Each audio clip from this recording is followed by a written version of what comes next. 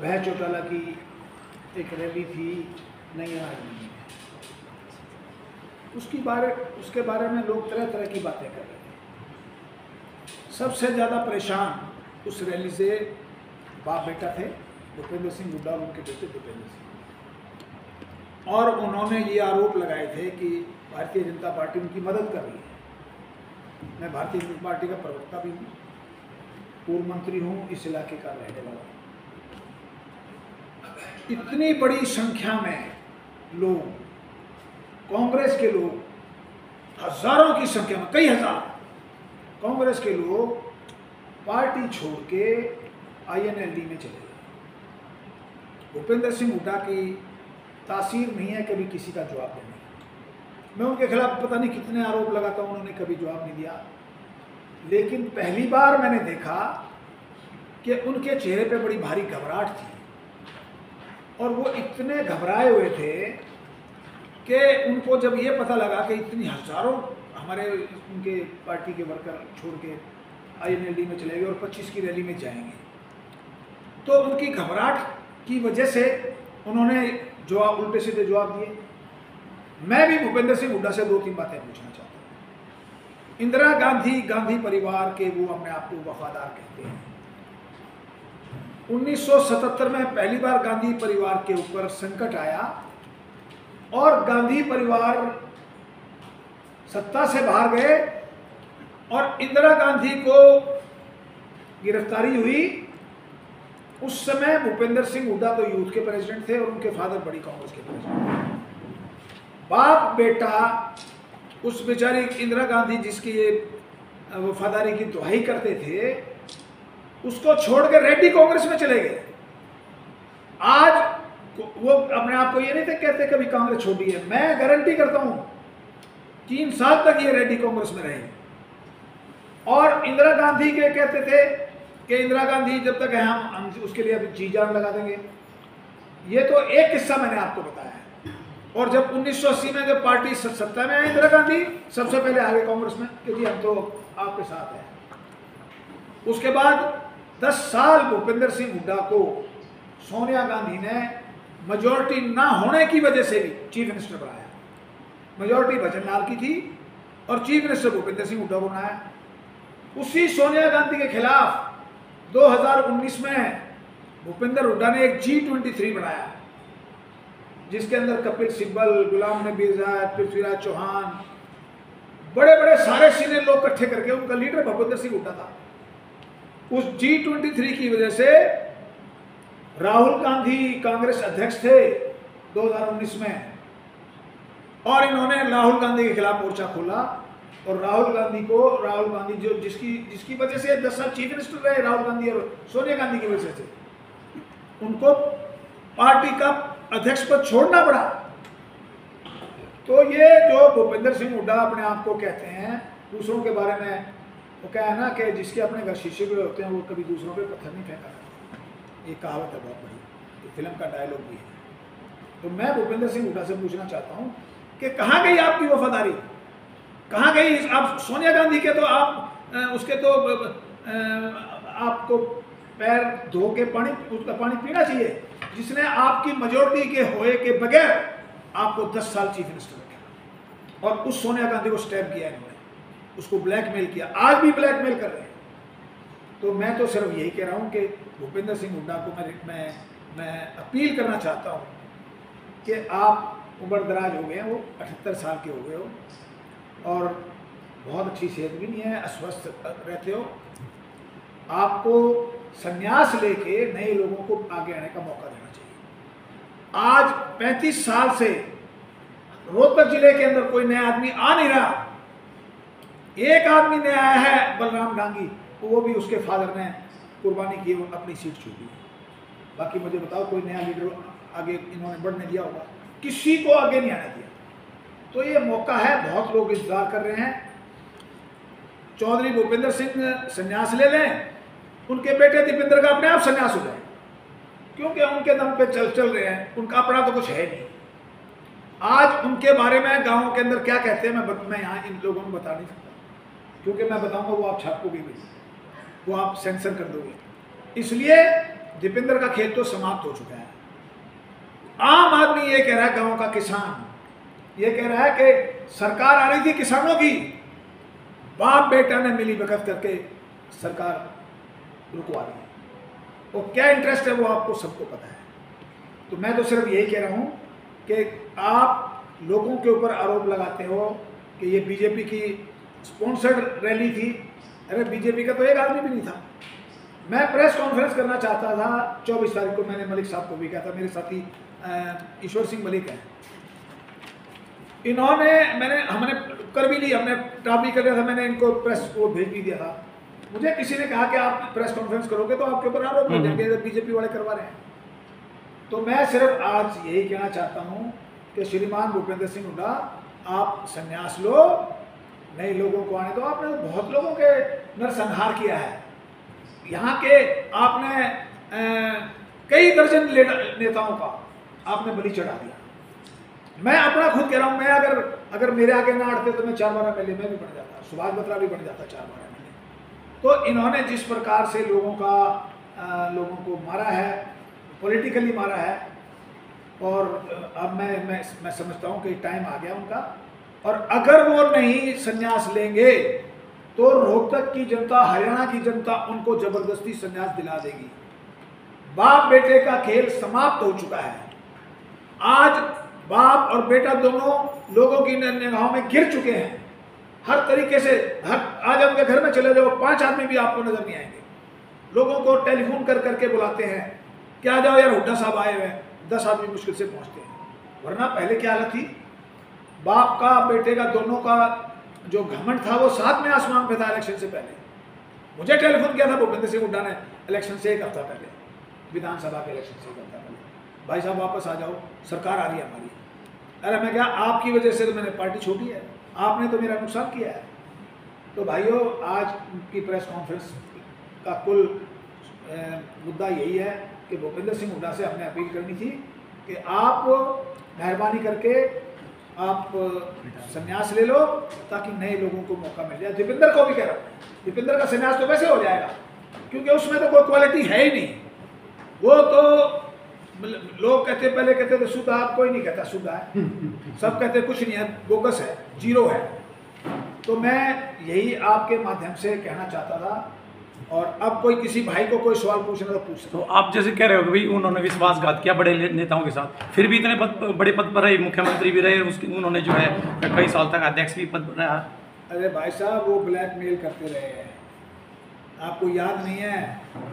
ये 17 अगस्त 2019 को यहाँ मेला ग्राउंड में रैली की थी और हमारे से ये कहलवा दिया कि हम धमाका करेंगे, और वो बात सोनिया गांधी तक पहुंच गई। यानी कि हुड्डा ने बड़े नेताओं के साथ विश्वासघात किया है। उसने सबसे बड़ा विश्वासघात किया, उसकी वजह से गुलाम नबी आजाद को पार्टी छोड़नी पड़ी, उसकी वजह से जो G23 के मेंबर थे, उसकी वजह से कपिल सिब्बल को पार्टी छोड़नी पड़ी, और बेचारे बहुत से लोग इसकी वजह से। आप तो ये CLP की गद्दी लेके वो G23 छोड़ गया। G23 बनाता है इसने सिर्फ अपनी गद्दी के लिए, अपनी गद्दी जब इसको मिल गई। और G23 की वजह से मैं दोबारा कह रहा हूं आपको, राहुल गांधी को कांग्रेस अध्यक्ष पद से इस्तीफा देना पड़ा था इनकी वजह से।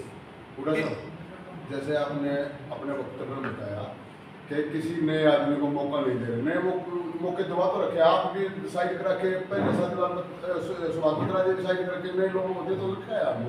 कहाँ नए लोगों को दे रखा है? ये बताओ, 20 साल से पिछले 15 इलेक्शन तो मुझे पता है कि एक ही परिवार लड़ रहे लोकसभा, दूसरा किसी को आने दे रहे। इसको तरीका थोड़ा है। डॉक्टर साहब, आप ये कह रहे हो कि हजारों कार्यकर्ता कांग्रेस में छोड़ के नैलो में शामिल हुए, तो आप ये कह रहे हो कि नैलो की रैली सुपरहिट गई? रैली बहुत अच्छी थी, मैं निष्पक्ष होकर बात करता हूँ। मैं दीपेंद्र की, जिस तरह दीपेंद्र ने अपने फेसबुक पे डाल दिया सारी कुर्सियाँ खाली दिखा दी, तो कुर्सियाँ तो दिखा दी शुरू की खाली 11:30 बजे की, और आवाज़ दिखा दी बात की। आजकल एडिटिंग चलती है भाई, AI चलती है ना, कुछ भी दिखा दो। रैली सुपरहिट थी।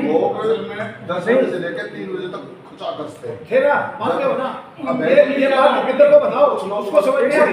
नहीं, रैली सुपरहिट थी, हैं? रैली सुपरहिट थी। तो ये बात दीपेंद्र को बताओ ना। आप बताओ ना सर। हुड्डा साहब, आपने एक मिनट, रैली अगर सुपरहिट थी तो उसमें तो बीजेपी के लिए भी बोला गया। बीजेपी के खिलाफ ही तो उन्होंने वो कह रहे हैं। हम तो कह रहे हैं कि हमारा उससे कोई लेना देना नहीं है। किससे? उससे अभय चौटाला से। हमारे पे बीजेपी पे आरोप लगाया था भूपेंद्र हुड्डा ने कि ये बीजेपी की स्पॉन्सर्ड रैली थी। तो हमारी बीजेपी पार्टी ने, प्रवक्ता पार्टी का सीनियर प्रवक्ता में कोई आदमी नहीं गया वहां। अगर गया तो एक आधे को तो आप जरूर पछाड़ दे। तो भूपेंद्र सिंह हुड्डा बौखला गए हैं, उसका बेटा बौखला गया है और बौखला के वो इस तरह के अलूल जलूल आरोप लगा रहे हैं। अच्छा, वो तो कह रहे हैं ना तो मैं टायर्ड हूँ ना रिटायर्ड हूँ। भूपेंद्र हुड्डा तो कह रहा है कि ना तो मैं टायर्ड हूँ ना रिटायर्ड हूँ। भाई साहब, अगर वो रिटायर नहीं होगा ना तो लोग रिटायर कर देंगे, लोग छोड़ेंगे नहीं। पहले भी उनको 5 बार चुनाव हराया था भूपेंद्र सिंह हुड्डा, 2 बार चुनाव हार चुके थे, तीसरी बार मैं जीता था। ये परिवार 5 चुनाव हारा था। राजीव गांधी मुझे लेके आया था और उस बार मैं 91 में मैं जीता था, मैं जीता था और मेरे साथ भूपेंद्र हुड्डा लोकसभा लड़े थे। वो लोकसभा तो जीत गए लेकिन कलोई से वो उस बार भी हारे थे। हुड्डा साहब, आपने कहा कि किसानों की सरकार बननी थी, इन्होंने रोक दी, तो क्या बीजेपी किसानों की सरकार नहीं? किसानों की सरकार है। ये तो लोगों की बात बता रहा हूँ, मैं अपनी नहीं बता रहा। लोगों ने कहा, कृष्णमूर्ति हुड्डा ने नहीं कहा। लोग आज ये कह रहे हैं कि इन्होंने गद्दारी की है किसानों के साथ। भूपेंद्र सिंह हुड्डा ने और दीपेंद्र ने गद्दारी की है, ये लोग कह रहे हैं, मैं नहीं कह रहा। आप तो किसान पृष्ठभूमि से हो, आप अपने गांव में ईमानदारी से बता दो कि आपके गांव के क्या कहते हैं। अच्छा, लापता के पोस्टर लगे हैं कुछ, भाई लापता का यह है कि ये तो पिछले 35 साल से इलेक्शन लड़ते हैं और चले जाते हैं। ये तो कभी वापस थैंक्स भी नहीं करना आते लोगों का। मतलब लोगों ने इतने वोट दे देते हैं, लोग ये इनका भी दिमाग खराब हो जाता है, लोगों का दिमाग खराब कर देते हैं। एक बार मैंने 4 जलसे किए थे 2019 से पहले, 2019 के बाद, और भूपेंद्र हुड्डा को ये लगा कि कृष्णमूर्ति हुड्डा से लोग जुड़ने लगे। वो कभी किसी गांव में कभी जाते नहीं थे, एकदम से पूरे कलोई हल्के का उसने दौरा लगा लिया और वो एक गांव के अंदर मेरी वजह से गए थे। अब चुनाव हुआ, मेरा चुनाव लड़ने की संभावना थी, लेकिन मेरे साथ भी सबोटेज हुआ। अब मैं ये नहीं बताऊंगा किसने क्या किया, लेकिन भूपेंद्र सिंह हुड्डा उसमें हिस्सा थे। अगर मैं चुनाव लड़ता तो भूपेंद्र सिंह हुड्डा को गांव-गांव में जाना पड़ता। अब वो एक आदमी है कैसे चुनाव लड़ा, भूपेंद्र हुड्डा तो पर्चा भरने के बाद गांव में गए नहीं। हुड्डा साहब फिर बीजेपी में है, अब हुड्डा साहब चल रही है क्या? भाई साहब, मेरे से क्यों पूछ रहे हो? राहुल गांधी से पूछ रहे हो। नहीं, आप कह रहे हैं। राहुल गांधी कह रहा है कि मेरी पार्टी के 50% लोग बीजेपी से मिले हुए हैं। आपकी टिकट टुकड़े पे आप हुड्डा साहब बनना। मेरी टिकट भी, मैं भी उसी तरह का मैं विक्टिम हूँ, उसी तरह का मैं भी मारा हुआ। अब मैं आपके सामने क्लियर नहीं बताना चाहता, इसलिए नहीं बता अकेले में मैं आपको बता दूंगा, इसलिए नहीं बना रहे उनको। अगर मैं चुनाव लड़ता तो भूपेंद्र सिंह हुड्डा को घर घर जाना पड़ता, गांव-गांव में जाना पड़ता।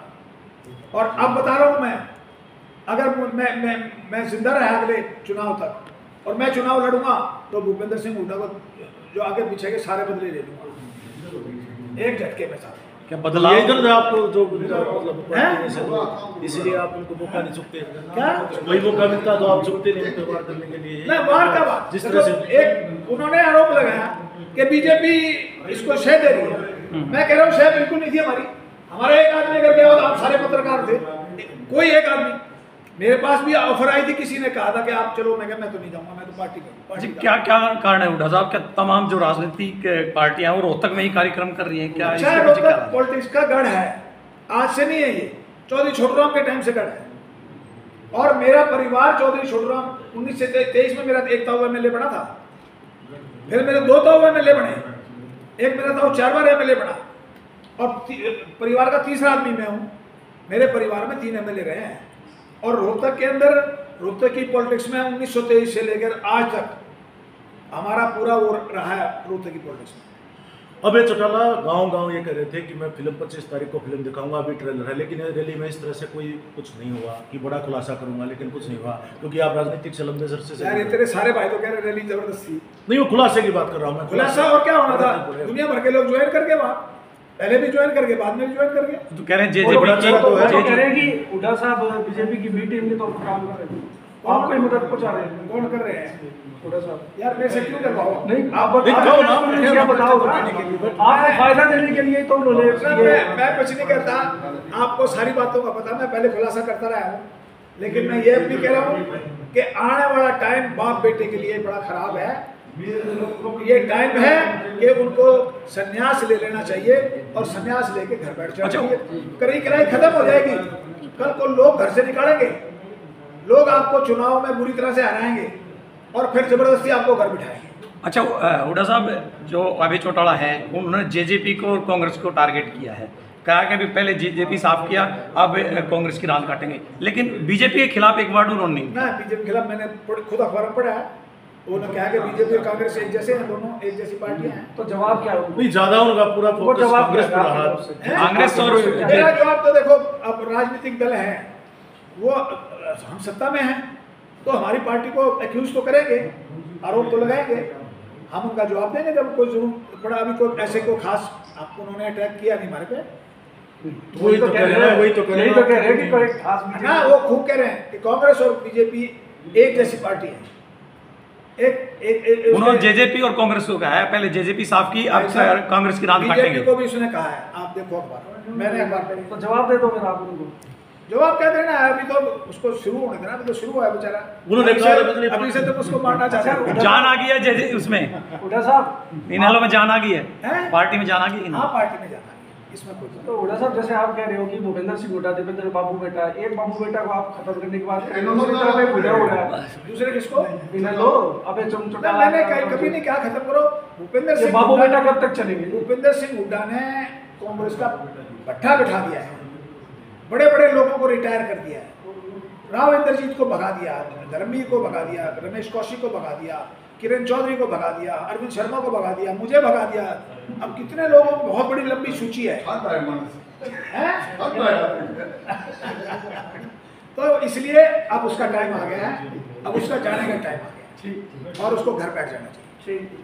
अगर वो घर बैठ जाएंगे, दीपेंद्र अपने आप घर बैठ जाएंगे। ठीक है। ठीक।